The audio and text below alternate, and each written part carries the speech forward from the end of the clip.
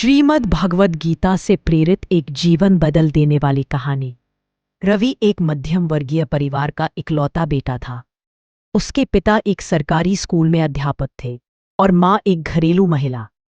जब रवि 10 साल का था, उसके पिता की एक सड़क दुर्घटना में मृत्यु हो गई। उस दिन से उसके जीवन में अंधेरा उतर आया था।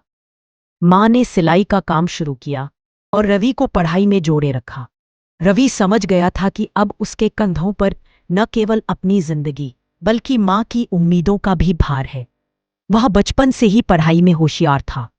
उसने ठान लिया था कि वह बड़ा होकर एक दिन अफसर बनेगा, एक ऐसा बेटा जो माँ के सारे दुख मिटा सके। स्कूल खत्म हुआ, कॉलेज भी किसी तरह पूरा किया गया और फिर उसने सिविल सेवा परीक्षा की तैयारी शुरू कर दी। रवि सुबह 4 बजे उठता, मंदिर में जाकर दीप जलाता और फिर किताबों में डूब जाता। उसे केवल एक चीज दिखाई देती थी, सफलता। पर पहली बार में असफल हुआ।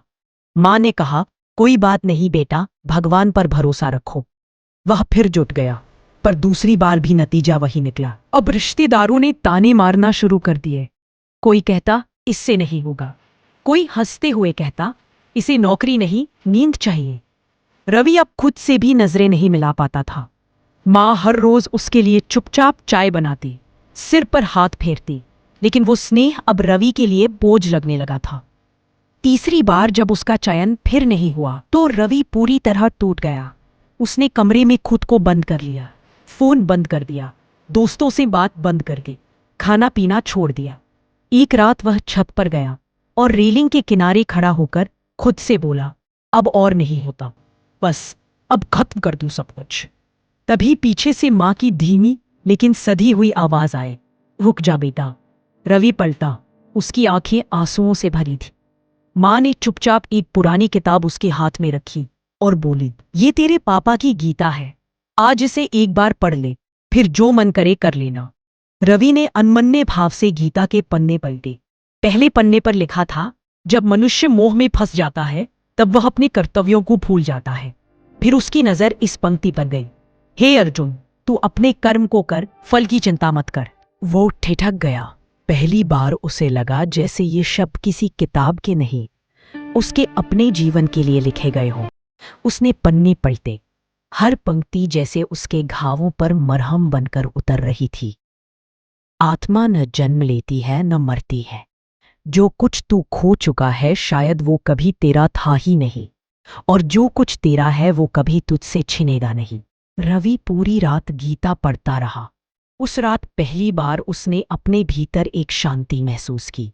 उसे समझ आया कि वह अब तक केवल सफलता के पीछे भाग रहा था, लेकिन जीवन तो कर्तव्य निभाने का नाम है, परिणाम तो बस ईश्वर की इच्छा है। अगली सुबह रवि उठा, उसने माँ के चरण छुए और मुस्कुराकर बोला, अब मैं फिर से लड़ूंगा, लेकिन इस बार हारने से नहीं डरूंगा, क्योंकि अब मुझे खुद पर नहीं, भगवान के न्याय पर भरोसा है। वह फिर से पढ़ने बैठ गया, लेकिन इस बार उसकी आंखों में केवल लक्ष्य नहीं, धैर्य था। मन में केवल जिद नहीं, समर्पण था, और दिल में केवल डर नहीं, गीता का ज्ञान था। 6 महीने बाद रिजल्ट आया। इस बार वह सफल हुआ था। माँ की आंखों से आंसू बह रहे थे, लेकिन वो आंसू दुख के नहीं, ईश्वर के प्रति आभार के थे। रवि ने गीता को माथे से लगाया और खुद से कहा, अगर माँ ने उस रात मुझे गीता ना दी होती तो शायद मैं आज इस धरती पर नहीं होता। लेकिन गीता ने न केवल मेरी जान बचाई बल्कि मेरी सोच बदल दी। अब मैं हर काम करता हूँ, लेकिन फल की चिंता ईश्वर पर छोड़ देता हूँ। यह कहानी एक ऐसे युवक की है जो बार बार की असफलताओं से टूट चुका था।